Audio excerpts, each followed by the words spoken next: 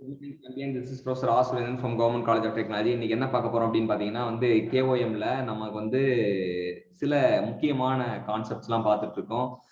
இந்த KOM kinematics of machines வந்து நமக்கு மெக்கானிக்கல் இன்ஜினியருக்கு ஒரு முக்கியமான சப்ஜெக்ட். நம்ம என்ன டேம் பார்க்க போறோம்ன்றத பார்க்கலாம்.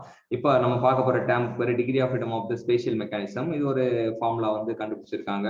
டிகிரி ஆஃப் ஃப்ரீடம் வந்து ஸ்பேஷியல் மெக்கானிசத்துக்கு எப்படி இருக்கும் அப்படின்னு பாத்தீங்கன்னா F equal to 6 into n minus 1 minus 5p1 minus 4p2 minus 3p3 minus 2p1 1p5 அப்படின்னு சொல்லுவாங்க.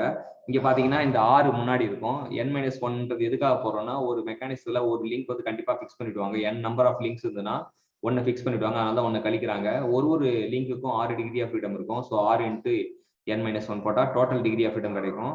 அது மட்டும் இல்லாம இப்ப பேரா மேக் பண்ணும்போது அவங்க சில பேர் வந்து எப்போ ஜோடி சேரானோ அப்போ சில டிகிரி ஆஃப் ஃப்ரீடத்தை வந்து ஃப்ரீடத்தை வந்து இழக்க ஆரம்பிப்பான். அது வந்து 1 டிகிரி ஒரு பேர் வந்து ஹேவிங் 1 டிகிரி ஆஃப் ஃப்ரீடம்க்கு வந்து நமக்கு வந்து பேர் ஹேவிங் 1 டிகிரி ஆஃப் ஃப்ரீடம் வந்து 5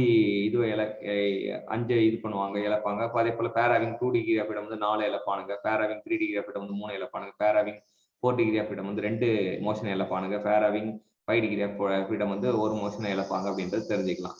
ஸோ இந்த கழிக்கும் போது 6 into n minus 1 minus 5p1 minus 4p2 minus 3p3 minus 2p4 minus 1p5 அப்படின்னா அப்போ n-க்கு பதிலாக L கூட யூஸ் பண்ணுவாங்க சில புக்ல. ஸோ அது நம்ம தெரிஞ்சுக்கலாம். ஸோ இது சம் ஆஃப் டேர்ம்ஸ் இந்த ஃபார்முலால வருது. இது வந்து ஸ்பேஷியல் மெக்கானிக்ஸுக்கு நமக்கு எப்படி வந்து டிகிரி ஆஃப் ஃப்ரீடம் கண்டுபிடிக்கணும்னு சொல்லிட்டு இந்த ஃபார்முலாவை பயன்படுத்தினா ஒரு ஸ்பேஷியல் மெக்கானிக்ஸுக்கான டிகிரி ஆஃப் ஃப்ரீடம் கண்டுபிடிக்கலாம். நீங்க இந்த மாதிரி கண்டுபிடிக்க வேண்டிய விஷயங்கள், அது தெரிஞ்சிக்க வேண்டிய விஷயங்கள்லாம் வந்து நீங்க தெரிஞ்சுக்கிட்டீங்கன்னா உங்களுக்கு எல்லையில்லாத அறிவு கிடைக்கும். எல்லையில்லாத அறிவு கிடைச்சா என்ன ஆகும்னா நம்ம எல்லையில்லா வளர்ச்சியை அடைவோம். ஒரு வாழ்க்கையில நம்ம நினைச்சது சாதிக்கக்கூடிய எல்லையில்லா அறிவும் எல்லையில்லா வளர்ச்சியும் தேவை. ஸோ நம்ம எல்லை இல்லாம விரியும் மாணவர்களே. வாழ்த்துக்கள் சாம்பியன்ஸ்.